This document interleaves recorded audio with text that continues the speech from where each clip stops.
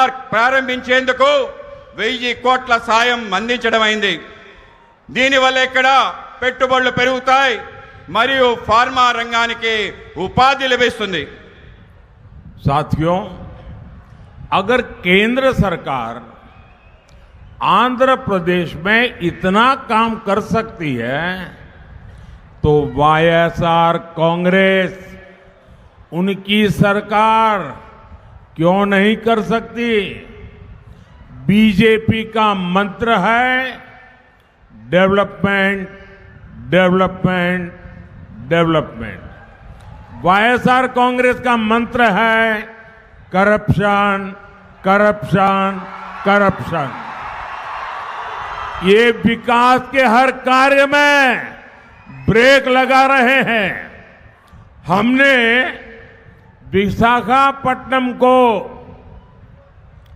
अलग railway zone बनाने की मंजूरी दी, लेकिन राज्य सरकार रेलवे मुख्यालय के लिए जमीन नहीं दे रही है। మిత్రులారా, ఆంధ్రప్రదేశ్లో కేంద్ర ప్రభుత్వం అనేక పనులు చేస్తుంది, కానీ వైఎస్ఆర్ కాంగ్రెస్ ప్రభుత్వం ఎందుకు చేయలేకపోతుంది? బీజేపీ మంత్రం అభివృద్ధి, అభివృద్ధి, అభివృద్ధి।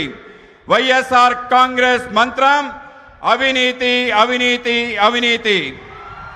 ఇక్కడ వీళ్ళు అభివృద్ధి పనులకి అనేక రకాల ఆటంకాలు కల్పిస్తున్నారు।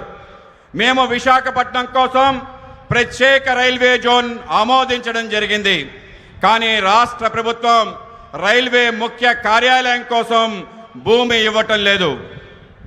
साथियों, हमने आंध्र प्रदेश के गरीबों के लिए 24 लाख